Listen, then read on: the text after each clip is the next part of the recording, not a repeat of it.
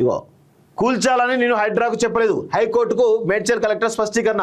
హైడ్రా చట్ట వ్యతిరేక చర్యల గుట్టురట్టు. హైడ్రాపై నిప్పులు చెరిగినటువంటి జస్టిస్ శ్రవణ్, చట్టాన్ని మీ చేతుల్లోకి తీసుకుంటారా? ప్రభుత్వ భూమి అని ఎవరు నిర్ధారించారు? ఒక కాగితం ముక్క కూడా ఆధారం లేదు. సుమోటగా కోర్టు దిక్కన కేసు నమోదు అంటూ చూస్తున్నాం. నాకు తెలిసి రేపో మాపో రంగనాథ్ కూడా అరెస్ట్ చేసే అవకాశం అయితే కనబడుతుంది. రంగనాథ్ ప్రెజర్ టాక్టిక్స్ అట. ఇటేమో ఇవి జరుగుతున్నాయి కదా. ఇంకో సైడ్ ఏంటంటే పెయిడ్ ఇంటర్వ్యూలు, కొన్ని పెయిడ్ ఇంటర్వ్యూలు ఇస్తున్నట్టుగా మనకు బయట చర్చ జరుగుతూ ఉంది. ఆ తర్వాత ఎవరైతే అక్కడక్కడ కొన్ని మంచి పనులు చేస్తారు కదా, చేసినప్పుడు వాళ్ళతో ఇప్పుడు ధర్నాలు, నిరసనలు, పాలాభిషేకాలు అవన్నీ చేపిస్తున్నారు. ఇదేమో ఈ పరిస్థితి, ఇక్కడేమో ఇది పరిస్థితి అని చెప్పేటన్ని అబద్ధాలే. రంగనాథ్ చెప్పే ప్రతి మాట అబద్ధమే. ఏది వాసవి సంబంధించిన 2 టవర్లు కూల్చిరని అడిగితే దానికి సమాధానం ఉండదు. ఇప్పుడు అనురాగ్ యూనివర్సిటీ సంబంధించినటువంటి దానిలో తుమ్మును ఆక్రమించుకున్నారని చెప్పేసి చెప్తే దానికి సమాధానం ఉండదు. ఇక రకరకాల చెప్తున్నాం, ఏ దానికి కూడా సరైన సమాధానం ఉండదు రంగనాథ్ దగ్గర. ఏం చెప్తాం దానికి? వాటిని మాత్రం కూల్చేటు దమ్ము ఉండదు, కానీ ఇవన్నీ చేస్తూ ఉంటాడు టాక్టిక్స్ అని.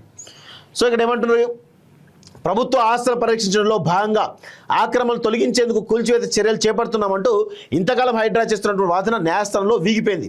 రెవెన్యూ అధికారుల ఆదేశాలు, విజ్ఞప్తుల మేరకే కూల్చివేతలు చేపడుతున్నటువంటి హైడ్రా భాగవతం బుధవారం హైకోర్టులో బుట్ట దాఖలైంది. సో కూల్చివేతలకు తాము ఎలాంటి ఆదేశాలు ఇవ్వలేదని మేడ్చల్ మల్కాజ్గిరి జిల్లా కలెక్టర్ స్పష్టించారు.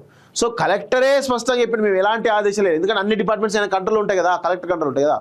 సో మేము ఎలాంటి ఆదేశాలు ఇవ్వలేదు, హైడ్రా మాకు చెప్పలేదని చెప్పేసి నేరుగా చెప్తున్నానంటే ఏ విధంగా దుర్మార్గంగా వ్యవహరిస్తున్నాడో ఒకసారి మనం అర్థం చేసుకోవాలి. సో ఒకసారి చూద్దాం. ఒకసారి 12వ పేజీలో 13 పేజీలో ఉందట డీటెయిల్గా. సో దాని గురించి ఒకసారి డీటెయిల్గా మనం చూద్దాం.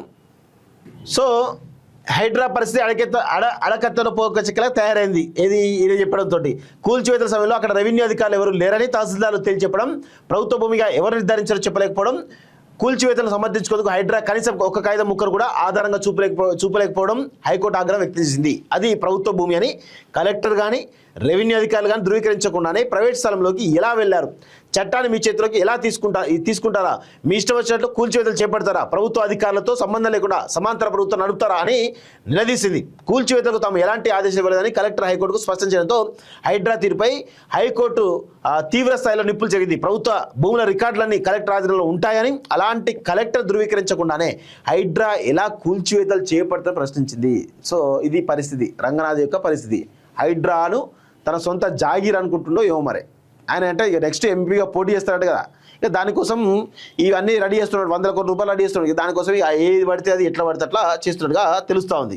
సో 2022లో కోర్టు ఉత్తర్వులు ఉన్నప్పటికీ డిఆర్ఓ ఆదేశాలు లేకుండా కూల్చివేతలు చేపట్టడం కోర్టు దిక్కన కిందికి వస్తుందని స్పష్టం చేసింది. దీన్ని సుమోటోగా స్వీకరించి హైడ్రాకు కోర్టు దిక్కన నోటీసులు జారీ చేయాలని రిజిస్ట్రీని ఆదేశించింది. మేడ్చల్ మల్కాజ్గిరి జిల్లా పరిధిలోని 194/1 211 సర్వే నెంబర్లో వాణి కోఆపరేటివ్ హౌసింగ్ సొసైటీ ప్లాట్ల ప్రహారీ గోడలు హైడ్రా కూల్చివేయడాన్ని ఎలాంటి నోటీసులు ఇవ్వకుండా ఏ చర్య చేపట్ట సవాల్ చేస్తూ లింగారావు మరో 6 దాఖలు చేసిన పిటిషన్పై జస్టిస్ శ్రవణ్ కుమార్ బుధవారం వివరణ చేపట్టినట్టు చూస్తాను. సో మల్కాజ్గిరి పరిధిలో 40 కూల్చివేతలు చేపట్టినట్లు హైడ్రా తరపు న్యాయవాది కోర్టుకు తెలియడంతో వాటిలో ఎన్నింటికి అనుమతులు ఉన్నాయని కలెక్టర్ను న్యాయమూర్తి ప్రశ్నించారు. పూర్తి వివరాలతో నివేదిక సమర్పించాలని ఆదేశించారు. తదుపరి విచారణను సెప్టెంబర్ 9కి వాయిదా వేశారు. మల్కాజ్గిరి పరిధిలో హైడ్రా చేపట్టిన ఇతర కూల్చివేతలపై కూడా కోర్టు దృష్టి సారించినట్టయిందని చాలా స్పష్టంగా అర్థమవుతుంది. సో ప్రభుత్వ భూమిగా ఎవరు తేల్చాలి? కలెక్టర్ చెప్పాలి. కలెక్టర్ చెప్పకుండా రంగనాథ్ తన సొంత ఎజెండాతోటి అక్కడ ఎందుకు పోయిండు అనేది ఇక్కడ పెద్ద బిగ్ క్వశ్చన్ మార్క్. అంటే చాలా రకాలు ఉంటాయి. ఇలా హైడ్రా అనే దాన్ని ముందు పెట్టేసి రేవంత్ రెడ్డి ఇక వాళ్ళ పరివారం అంతా కూడా చేస్తున్నటువంటి ఒక నయా దందా ఇదంతా కూడా అందరూ గుర్తుపెట్టుకోవాలి.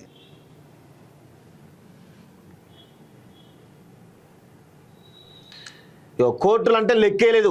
హైడ్రా బుల్డోజర్పై ధర్మాగ్రహం.